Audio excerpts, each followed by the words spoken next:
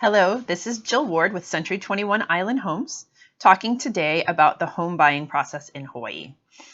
A lot of times I'll get clients, whether it's been a long time since they bought a house or if they're first-time home buyers, they ask what is the process of buying a home.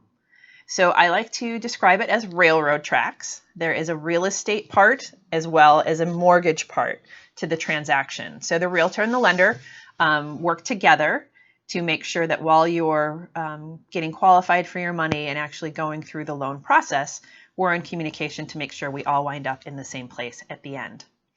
So in terms of the real estate side, you want to meet with a realtor.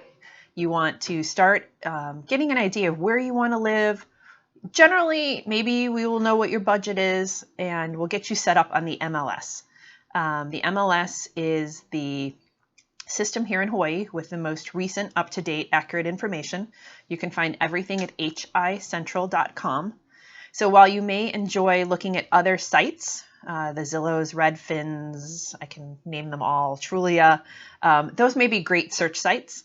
And once you narrow a property or two down, you want to cross-check it at least with the MLS, hicentral.com, because there you'll find out whether or not the property is active, which means it's available to be sold in most cases, or in escrow. And escrow means it's already under contract.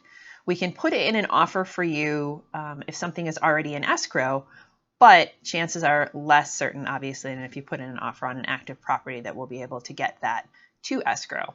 So in the upper left-hand corner of the MLS, you'll see a green active, or you'll see an orange in escrow showing, or a purpley color in escrow not showing. So always cross that with the larger search engines, because the larger search engines will either say for sale or sold. So you want to see which part of the for sale process the property is in.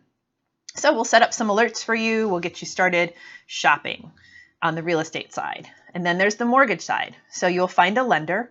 I like to recommend local lenders. Local lenders understand the culture, the process, the timelines that maybe some of the bigger lenders, especially mainland lenders, and even sometimes military lenders on the mainland don't understand. So you want to be in touch with your lender. You want to submit the paperwork. They'll ask for a lot of paperwork. A couple of things I tend to mention to clients right away to collect are their tax forms, their pay stubs for the last couple of months, as well as any bank accounts. The lender will not take screenshots. They want the downloaded PDFs. And if you have another property, they'll want any information you have on the other property. But the lender will let you know exactly what they need. But those are just a few things to start collecting before you talk to a lender.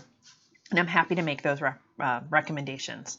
So you're going to speak to the lender, provide those documents, and they will give you a pre-approval. So we can set boundaries and expectations as to what exactly you're shopping for. We don't want to be in a category where you're shopping for more than you can afford or less than you can afford. So to use your time wisely and efficiently, you always want a pre-approval. They'll give you a range. You're eligible from X to Y. And then when we actually go to submit the offer, we always submit that pre-approval letter. And when we submit the pre-approval letter with your offer, it will be for a very specific amount. So the sellers never know your range, but we will say the buyer is eligible for X amount of money. And the lender will produce that pre-approval letter based on the documentation you provided. So it's always good to start that process early, get the lender as much information as possible. And at the same time, we will start the shopping process. Again, you can do your online searches, you can do drive-bys of the property. If they have open houses, you can start, popping in open houses and just get an idea of what the market has to offer. And then once we get that pre-approval, we're pretty much set to shop and to get serious. So this is the first video. It's kind of the pre-buying process, what you need to do to get ready. And the next video will actually talk about the process itself. Thank you.